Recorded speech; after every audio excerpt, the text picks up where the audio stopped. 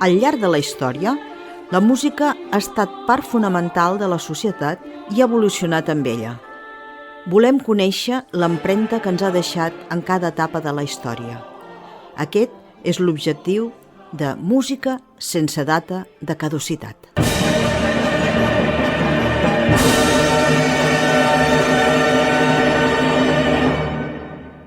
Avui, segon programa dedicat al músic romàntic Franz Schubert.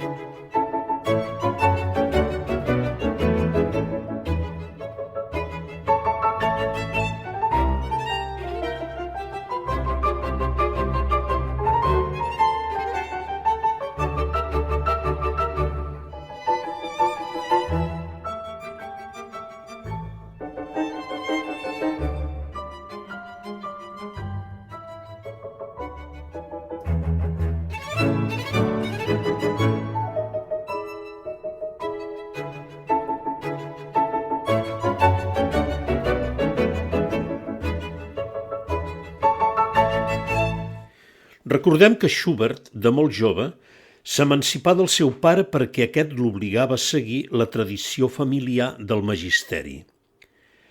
Tot i que havia fet els estudis pertinents, no volgué fer de mestre i fugir de casa. A partir d'aquest moment manà una vida bohèmia plena de dificultats, sobretot econòmiques. Fou introduït en medis burgesos que constituïren el seu públic més constant. No obstant aquest auditori adinerat, Schubert no conegué la fama. Moltes de les seves obres no foren enteses fins després de mort. El seu cercle d'amistats no el constituïen músics, sinó escriptors, pintors i altres artistes. Ells foren els únics que animaren Schubert i l'ajudaren en els moments més difícils i els únics també que creien en el seu geni. Dotat d'un gran talent, compongué força pels pocs anys que va viure.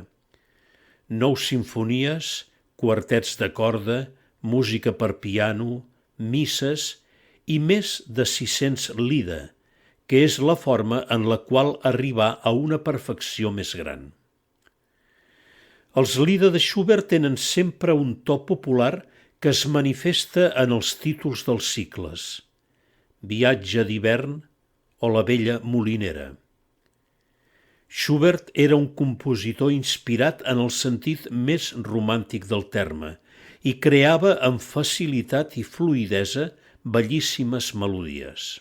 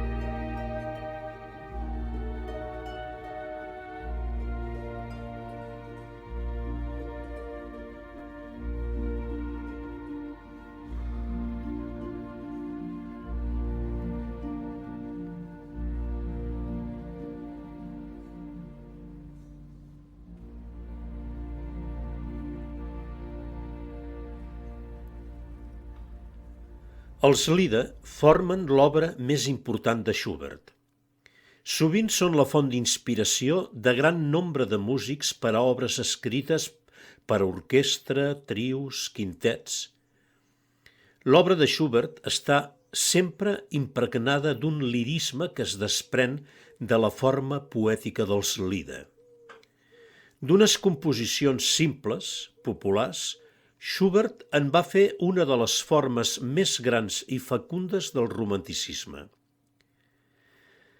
Lieder és el plural de la paraula alemanya Lied, que vol dir cançó o melodia popular. El tractament especial que li varen donar els músics romàntics va fer que el lied esdevingués una forma concreta dins del món de la música. El contacte amb els intel·lectuals i literats de l'època, els alemanys Goethe, Schiller, Heine, va fer que molts músics s'inspiressin en els poemes d'aquests autors. És el retorn a les fonts del folklore del seu estimat país i de les seves tradicions populars. Els Lieder podríem dir que són un cant a l'amor, a la llibertat i a la natura. Schubert en va compondre més de 600, alguns agrupats en col·leccions com El viatge d'hivern o La vella molinera. Els Lieder de Schubert són sempre amb acompanyament de piano, instrument que té un paper tan important com la veu mateixa del cantant.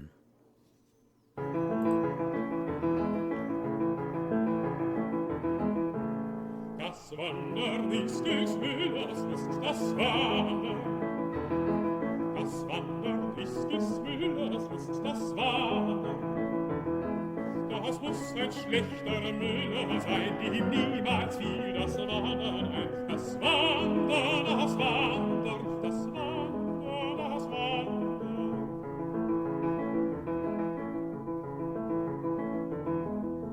Vom Wasser haben wir's gelernt, vom Wasser. Vom Wasser haben wir's gelernt, vom Wasser. Das hat nicht Rast bei Tag und Nacht, ist stets auf Wanderschaft bedacht. Das Wasser, das Wasser, das Wasser, das Wasser.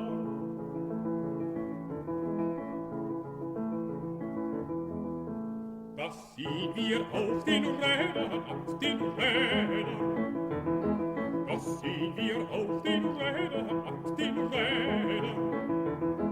Die gar nicht gerne stille stehen, die sich ein Tag nicht müde drehen. Die Räder, die Räder, die Räder, die Räder.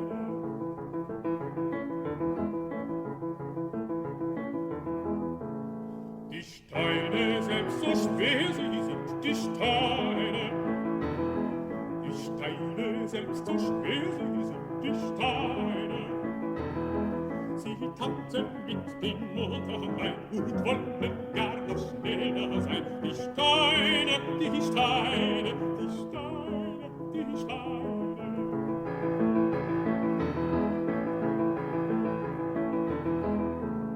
Oh, wandern, wandern, meine Lust, oh, wandern. Oh, wandern, wandern, meine Lust, oh, wandern. Herr Meister und Frau Meisterin, lass mich in Frieden weiterziehen und wandern und wandern und wandern und wandern.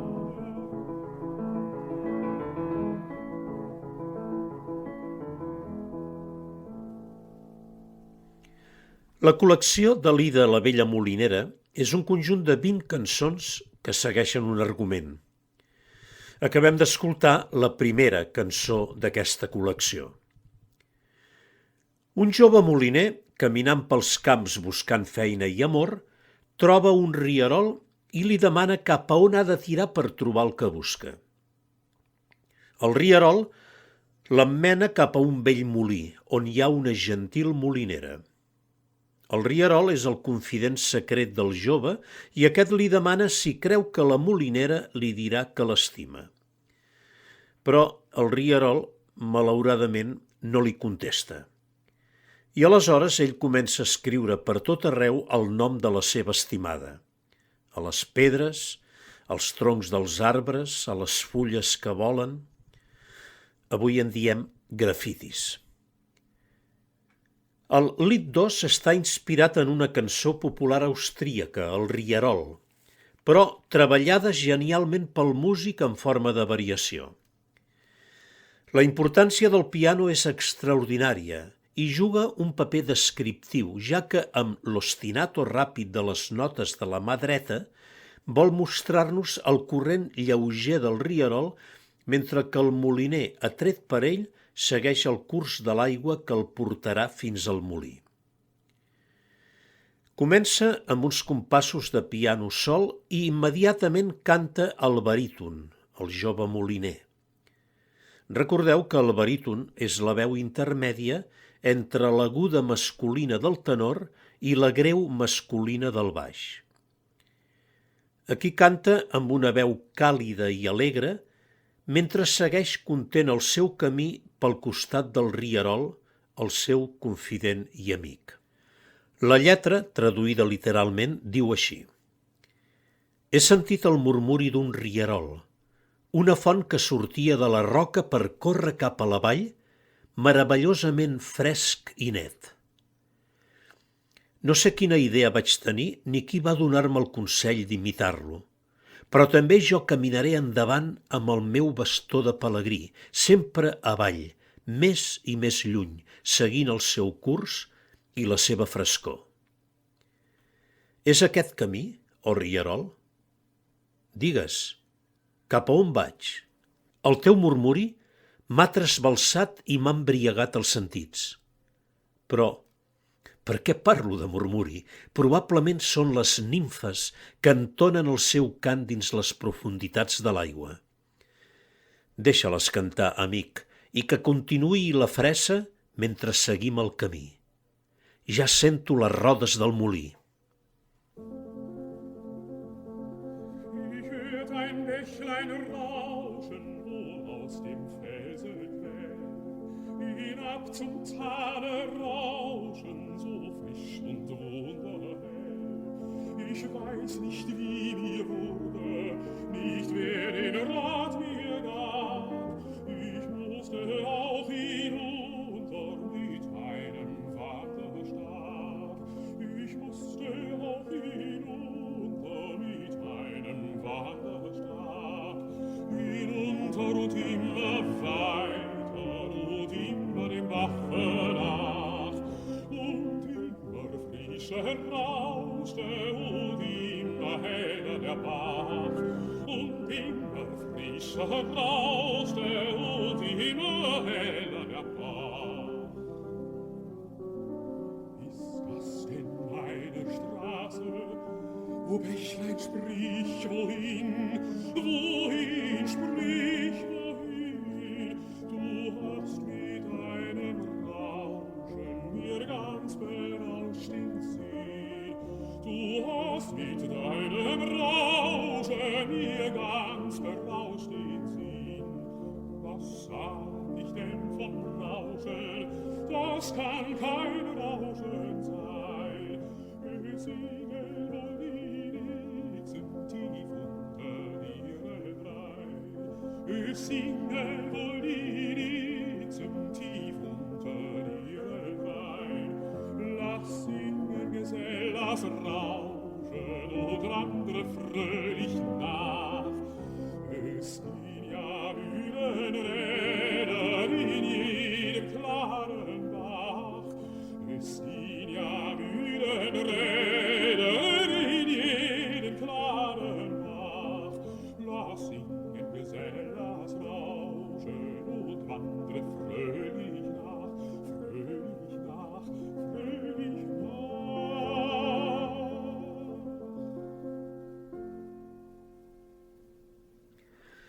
Quan ja semblava que havia obtingut l'amor de la molinera, apareix un caçador que finalment i definitivament s'emporta l'amor de la donzella. El jove moliner, desesperat, demana al rierol que el faci dormir amb la dolça música de l'aigua. S'acaba l'última cançó amb un consell del rierol dient-li que encara és molt jove i ha d'aprendre on és el camí de l'autèntica felicitat. La son, diu el rierol, et farà oblidar les alegries i les penes.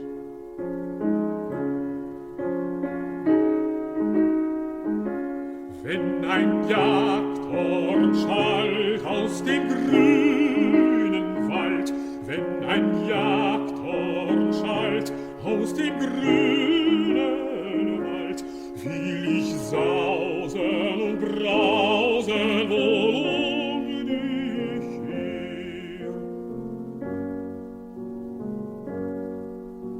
Blickt nicht herein, blaue Blümelein, blickt nicht herein, blaue Blümelein.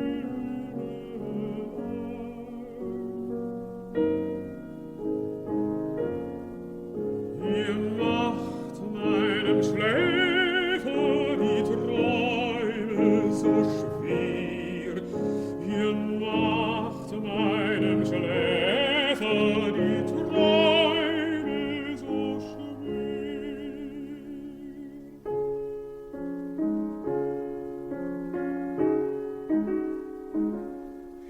Hinweg, hinweg von dem Mühlensteg, hinweg, hinweg, böses Mägdelein, dass ihn dein Schatten nicht weckt. Wirf mir herein dein Tüchlein fein, wirf mir herein dein Tüchlein fein,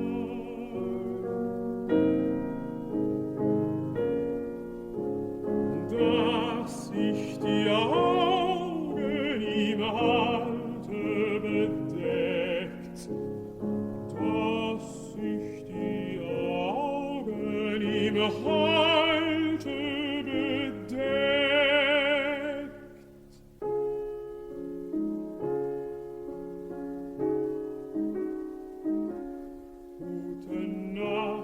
Gute Nacht, bis alles wacht. Gute Nacht, bis alles wacht. Schlaf aus, deine Freude, schlaf aus, dein Leid. Der Vollmond steigt, der Nebel weicht, der Vollmond steigt, der Nebel weicht. Und der Himmel da oben, wie ist er so weit?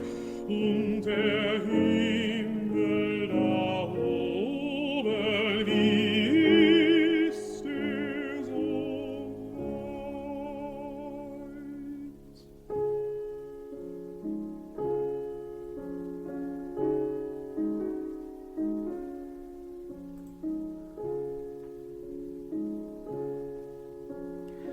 En vida de Schubert es celebraven sovint el que es coneixia com Schubertíades. Aquests esdeveniments eren generalment informals, reunions no públiques, celebrades en cases privades. Eren trobades entre amics de Schubert i afeccionats a la seva música. Moltes Schubertíades comptaven amb la participació del compositor, que acompanyava al piano a barítons notables. A més de la música de Schubert, també es feien lectures de poesia, hi havia dansa i altres activitats socials. Actualment segueixen existint Schubertíades, que solen ser cicles de concerts i festivals de música basats en l'obra del gran compositor austríac. A Catalunya destaca la que se celebra al monestir de Vilabertran, a l'Alt Empordà, des del 1993.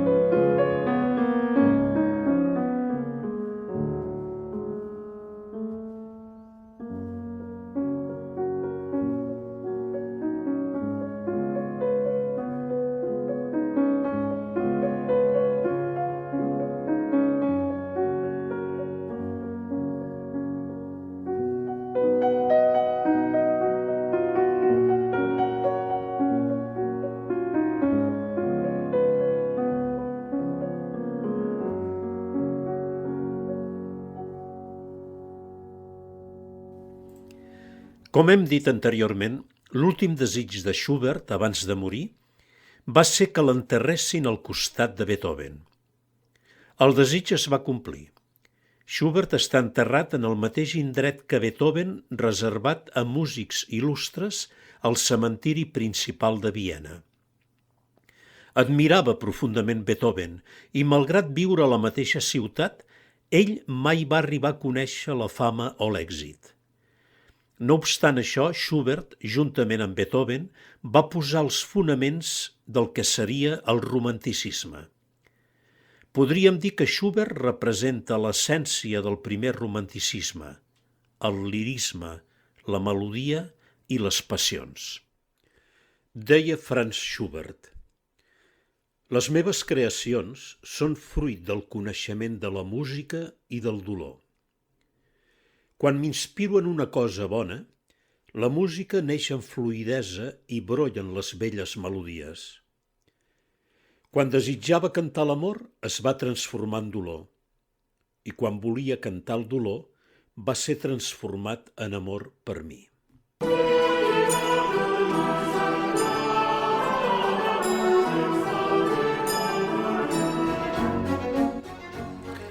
La revaloració de Franz Schubert, com la de tants altres compositors, es va dur a terme a partir de la seva mort. Obres inèdites o que només s'havien interpretat en el marc familiar van començar a ser conegudes i publicades i defensades per músics com Robert Schumann o Felix Mendelssohn. El fill d'aquell modest mestre d'escola és avui interpretat a totes les sales de concert d'arreu del món.